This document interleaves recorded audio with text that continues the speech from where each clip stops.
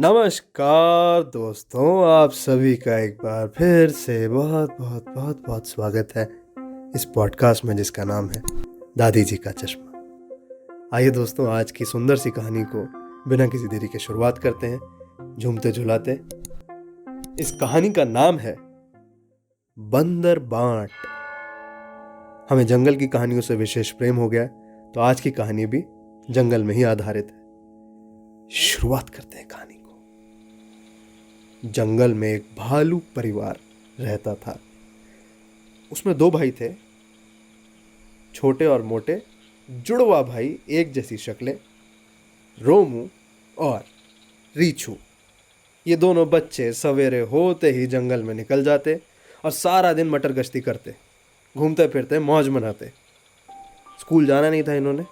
रीछ माता पिता उन्हें सदा मिलजुल कर रहने और जो कुछ मिले उसे आपस में बांट कर खाने की हिदायतें देते रहते। सीख तो हमेशा देते रहते, ये दोनों कभी ना सुनते। मगर दोनों बच्चे माता पिता के सामने तो हाँ जी हाँ, हाँ जी हाँ, हाँ जी हाँ करते, मगर जब भी जंगल में लौटते तो उनमें झगड़ा हुआ करता। कारण, जब भी उन्हें खाने को कोई भी अच्छी चीज मिलती, वो उसे अकेले हड़प करने की सोचते। ना तो हमारे रीछू रोमू भाई साहब को कुछ देना चाहते, ना रोमू रीछू भाई साहब को। दोनों की बहुत बड़ी बड़ी ईगो थी। एक बार जंगल में छुपा छुपी खेलते खेलते उनकी नजर एक तक सीधा लटक रहे शहद के छत्ते पर पड़ी। अब हमें यहीं से पता लग रहा है कि कुछ गड़बड़ होने वाली है। इत्तेफाक से दोनों ने उसे एक साथ ही देखा, इसलिए पहले मैं खाऊंगा, अरे पहले मैं खाऊंगा करते हुए उनके बीच झगड़ा होने लगा। जब काफी देर तक झगड़ा नहीं सुलझा तो रीछू बोला, देख भाई रोमू, इस तरह झगड़ा करना ठीक नहीं है। तूने मम्मी पापा की बात नहीं सुनी क्या? हम ऐसा करते हैं ना, अब हम छत्ता ही उतार लेते हैं, ईमानदारी से आधा आधा शहद खा लेंगे। दोनों भाई है, मिल बांट करके खाते हैं, मौज मनाते हैं। बता कैसा लगा मेरा आइडिया? मगर रोमू बड़ा चालाक और स्वार्थी था। वो सोच रहा था, कोई ऐसी तिगड़म लगाऊं सारा शहद मुझे खाने को मिले।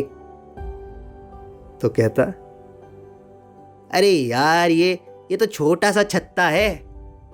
एक बात तो सोच जरा, अगर हम बांट करके खाएंगे तो उससे तो ना तेरी दाढ़ गीली होगी ना मेरी दाढ़ गीली होगी, है ना तेरे को कुछ मिलना ना मुझे। ऐसा करते हैं, चल ना उधर नदी किनारे चलते हैं, ठीक?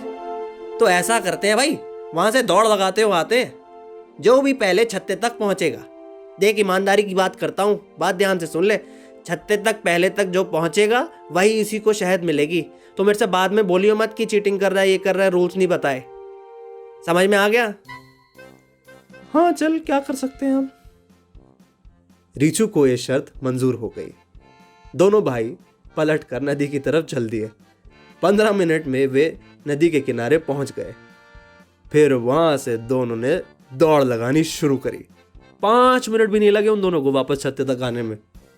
दोनों लगभग एक साथ छत्ते तक पहुंच गए, मगर वहां आकर ठगे से खड़े हो गए। दोनों लुटे पिटे एक दूसरे की शक्ल देखने लग गए। दोनों की आंखों में आंसू। दरअसल हुआ क्या, जाते समय वो जब छत्ते की बातें कर रहे थे तो वहां एक पेड़ पर झगड़ू रीछ सारी उनकी बातें सुन रहा था। बेचारे छोटे भोले बच्चे, वो फौरन से उठकर उस पेड़ तक आया, छत्ता उतार कर मजे ले लेकर शहद खाने लगा। अब भला झगड़ू से कौन झगड़ा लेगा? है इन दोनों बच्चों में हिम्मत। भाई, इससे तो अच्छा होता कि हम आपस में आधा आधा बांट कर खा लेते। तू सही कहता है भाई। यार, लालच तो सच्ची बुरी बला होती है। दो की लड़ाई में हमेशा तीसरे का फायदा होता है।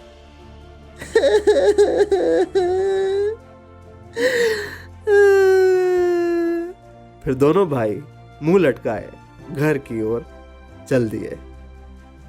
दोस्तों, कहानी तो वाकई में बच्चों वाली है, लेकिन ये हरकतें बच्चे ही नहीं सिर्फ लेकिन बड़े भी करते हैं। कोई कोई चीज़ हमारे पास होती है और हमें शायद सामने वाले को उसकी ज़रूरत भी होती है, वहाँ हम पता नहीं क्यों अपने मन में स्वार्थ को लेकर के, और बहुत छोटी छोटी, ये आप देखेंगे तो खाने की चीज़ों में भी कई बार दिल छोटा हो जाता है। आपस में मिल बांटने की आदत नहीं रहती, चाहे बच्चे हों चाहे बड़े हों। ये एक तरह का मर्ज़ है जिसमें आदमी को ऐसा महसूस होने लगता है कि सामने वाले की सारी चीज़ें मुझे मिल जाए लेकिन मुझे कुछ ना देना पड़े। तो ये छोटी सी सीख ये कहानी देती है कि जो हमारे पास है, जो कुछ भी है, अगर हम मिल बांट सकते हैं तो उसमें कोई बुराई नहीं है। तो आइए इसी भाव के साथ, इसी विचार के साथ हम लोगों को इजाज़त दीजिए और हर मंगलवार की तरह आज भी केवल 2 से 4 मिनट आराम से इत्मीनान में बैठते हैं, प्रार्थना करते हैं हम जल्दी से जल्दी इस कोरोना से बहुत जल्दी मुक्त हों और एक कोरोना फ्री वर्ल्ड में दोबारा से खुल करके जी भर के जी सकें। और ये जो सेकेंड वेव हमने देखी, ये आखिरी वेव हो। आप सभी का इस कहानी को इतने इत्मीनान के साथ सुनने के लिए बहुत बहुत शुक्रिया। सभी का अच्छे से ख्याल रखिएगा, अपना भी, घर वालों का भी, आसपास वालों का भी। अपन तो फिर मिलते रहेंगे, ख्याल रखिएगा।